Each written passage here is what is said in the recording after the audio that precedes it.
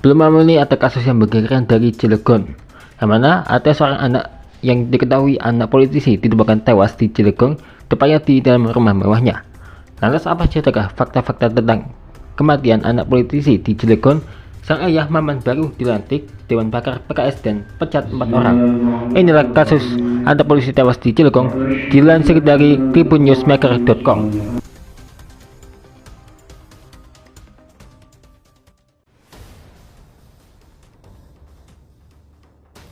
Kasus tewasnya anak seorang politisi di Cilegon masih menyisakan duka dan tanda tanya. Korban ditemukan tak bernyawa di kediaman mewah, sementara polisi terus mendalami fakta di balik peristiwa tersebut. Sokalan publik makin besar karena sang ayah dari korban, Maman, baru dilantik sebagai Dewan Pakar PKS dan sempat memecat 4 orang. Politisi PKS Maman Suherman ternyata memecat 4 pegawai sebelum anaknya Muhammad Aksele 9 tahun tewas ditusuk. Sampai kini polisi masih mendalami keterlibatan orang dekat dalam kasus kematian anak Maman. Maman Suherman baru saja dilantik menjadi anggota Dewan Pakar PKS Kota Cilegon. Anaknya ditemukan terkapar dalam kondisi tengkurap dengan berlumuran darah di perumahan BPS 3 Kelurahan Ciwaduk, Kota Cilegon pada Selasa 16 Desember. Saat kejadian hanya korban dan kakaknya di rumah. Sang kakak D menelpon Maman meminta tolong dengan suara panik dan tanda keluarga suara teriakan.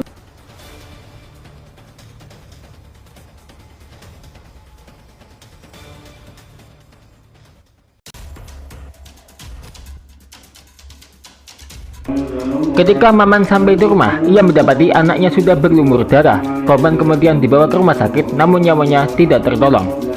Terdapat 22 luka di tubuh korban. Namun begitu, polisi tak menemukan senjata yang digunakan untuk menghabisi nyawa korban. Kapolres Cilegon AKBP Martua Raja Silitonga mengatakan hingga kini belum menemukan pelaku. Masih proses penyelidikan, katanya. Martua mengatakan pihaknya juga mendalami keterlibatan orang dekat. Pasalnya, Maman Suherman baru saja memecat 4 pegawainya. Masih dalam pendalaman orang terdekat, katanya.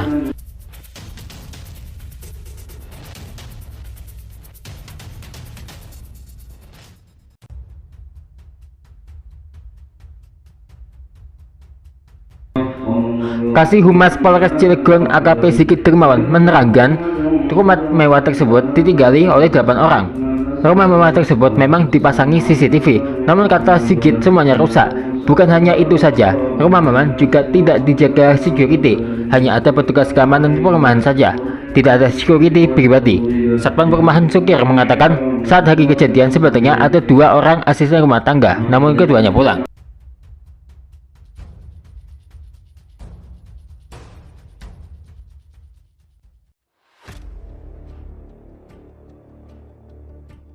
Staf ahli Kapolri Hermawan Sulistyo mengatakan bahwa polisi harus segera memeriksa semua pihak terkait. Kejahatan tidak boleh ada orang yang dikecualikan dari sangkaan. Jadi kalau dugaan pembunuhan dari keluarga, dari 4 orang yang dipecat oleh bapaknya almarhum, semua tidak boleh ada yang dikecualikan dari dugaan sebagai pelaku, katanya. Pakar psikologis forensik Reza Indragiri turut memberikan analisis terhadap kasus tersebut. Ia menduga korban bukanlah target utama dari pelaku pembunuhan. Memahami dari pemberitaan korban bahwa korban berusia 9 tahun dan mengalami luka yang sedemikian parah dan banyak, boleh jadi orang menghabisi korban tidak sungguh-sungguh menjadi korban sebagai target aksinya, ujar Reza dikutip dari tayangan YouTube Kompas TV Jumat 19 Desember 2025.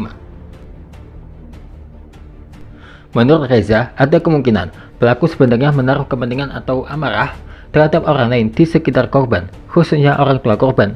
Namun karena tidak memungkinkan melakukan serangan langsung, pelaku kemudian menjadikan anak tersebut sebagai sasaran pengganti.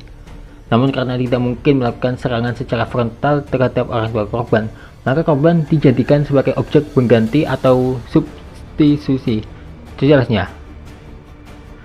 Reza menambahkan, perilaku pelaku dalam sebuah tindakan kejahatan tidak selalu linear dengan motif yang sesungguhnya. Artinya, kematian korban belum tentu menjadi tujuan utama pelaku. Belum tentu orang yang menghabisi korban adalah orang yang sungguh-sungguh punya kepentingan atas meninggalnya korban. Bisa jadi pihak yang menjadi kepentingan pelaku adalah pihak lain, tetapi karena tidak bisa dijangkau, maka dicarilah pihak pengganti, ungkapnya.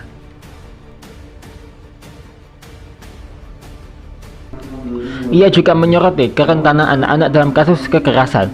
Menurutnya, anak-anak sering menjadi korban karena lemah dan secara fisik psikis, dan sosial, sehingga lebih mudah disasar oleh pelaku kejahatan.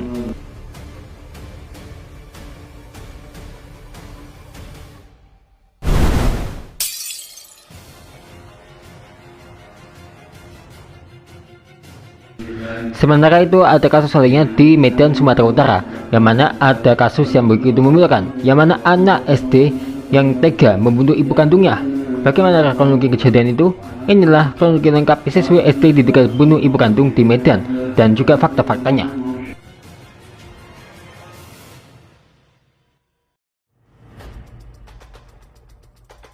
Dilansir dari berita1.com, kronologi kejadian penusukan. Berdasarkan kronologi yang beredar, peristiwa penusukan terjadi pada Rabu 10 Desember 2025 sekitar pukul 5 subuh.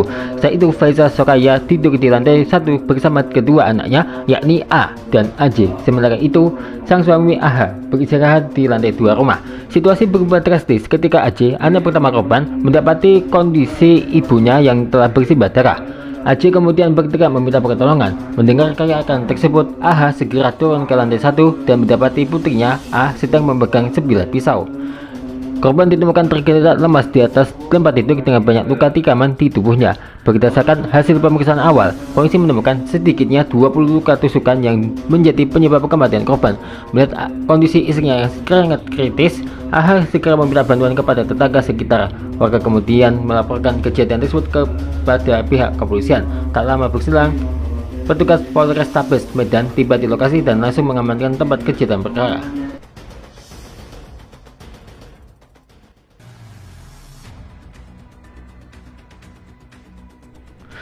Sebelum korban ditemukan tewas, beberapa warga mengaku sempat mendengar adanya percekcokan dari dalam rumah. Korban diduga sedang memarahi salah satu anaknya. Berdasarkan keterangan sementara dari pihak kepolisian, motif awal yang didalami adalah rasa kesal terduga pelaku terhadap ibunya. Rasa emosi tersebut disebut berkaitan dengan kejadian sehari sebelumnya, di mana korban memarahi kakak terduga pelaku. Meski demikian, polisi menegaskan bahwa motif tersebut masih bersifat sementara dan terus didalami melalui pemeriksaan lanjutan. Karena terduga masih berusia 12 tahun, penanganan kasus ini dilakukan secara khusus oleh Unit Perlindungan Perempuan dan Anak atau PPA Satreskrim Polrestabes Medan. Terduga pelaku dijerat dengan Undang-Undang Perlindungan Anak sesuai ketentuan hukum yang berlaku.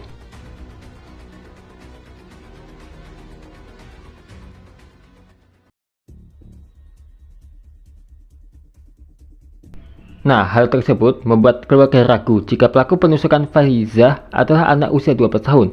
Dilansir dari tribunewsmaker.com, dalam kesehariannya pun, A seringkali menorehkan prestasi, bahkan hubungan antara korban dan dua anak begitu dekat. Walau demikian, kata Dimas, A sudah membuat pengakuan. Ati Alicia mengaku dia yang membunuh mamanya, tulis Dimas di Instagram. Namun begitu, Dimas dan keluarga masih tetap tidak percaya. Katanya, tapi semua kejanggalan mulai tampak dan kita hanya bisa nunggu laporan resmi dari kepolisian. Katanya, bukan tanpa sebab, ia membocorkan masalah rumah tangga sang kakak. Katanya, Faiza dan Alham sudah tak harmonis sejak 5 tahun lalu. Oleh sebab itulah, dia berharap penyidik dapat mengungkap fakta dari kasus kematian Faiza.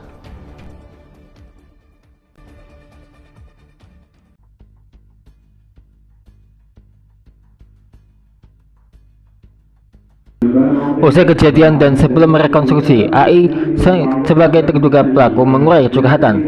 A mengungkap alasannya tega membunuh sang ibu kandung. Awalnya, isu yang berkembang adalah alasan A menusuk Faisal karena kesal kakaknya dimarahi pada Selasa malam. Guna membela kakaknya, A pun membunuh sang ibu. Belakangan diungkap KPAI, ternyata A bukan cuma ingin membela sang kakak saja. A mengaku ia juga ingin membela sang ayah yang sering dimarahi korban. Anak ini sebenarnya membela kakaknya yang mungkin sering diiniin ibunya, kemudian juga membela ayahnya yang kami dapatkan informasi. Anak ini merasa tidak nyaman dengan perilaku ibunya yang kadang sering marah-marah kepada kakaknya dan ayahnya, terutama kakaknya, ungkap dia. Kepada KPAD Medan, A mengaku sakit hati kepada sang ibu. Ujar dia, jadi lebih ke motif utama pelaku pembunuh, mungkin dendam atau sakit hati kepada ibu. Rasa sakit hati itu menggelayuti perasaan AI karena melihat perangai sang ibu yang temperamen. Ya, informasi yang kami dapatkan juga demikian. Si ibu sering temperamen, ibu dia. Adapun penyebab tindakan parisida yang dilakukan A, KPAI menganalisa pemicu adalah karena faktor emosi.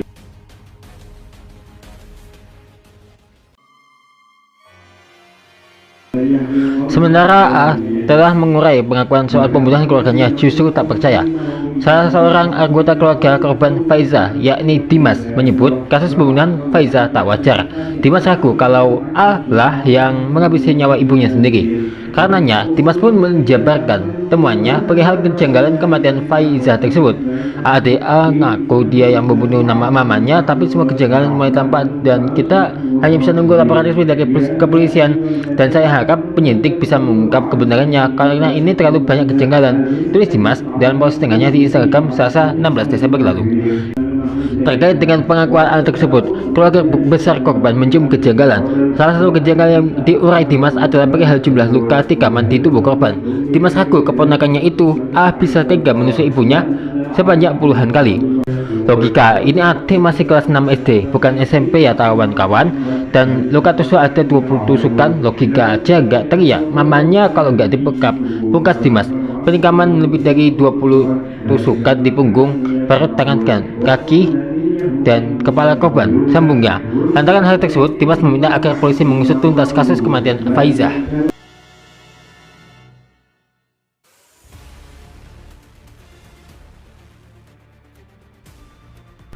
Terkait insiden yang terjadi di Medan, itu disebut parisida. Lantas apa itu fenomena parisida?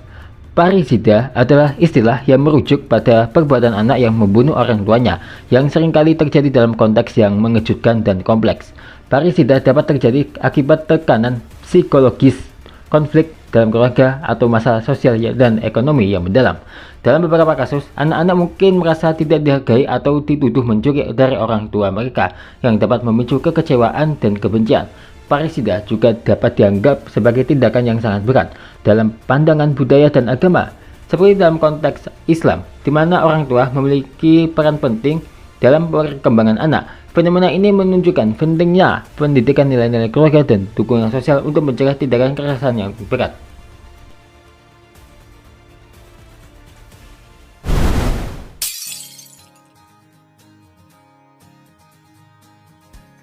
Akan ada beberapa penampilan luar biasa ketika lagi ngevlog ya bisa. Iya, di vlog ini ada beberapa penampilan luar biasa loh. Entah itu pas kita lagi tampil tasmi seperti ini atau gimana ya. Jadi buat kalian penasaran penampilan apa saja kayak itu, termasuk bendaku sendiri loh. Ketika buat stand up comedy, ditunggu lagi tentang ya penampilan yang luar biasa ini ya. Ya pokoknya ditunggu selanjutnya tentang penampilan ketika lagi ngevlog.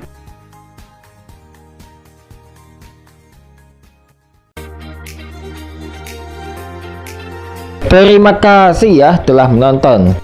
Saksikan terus Showki Official setiap harinya ya.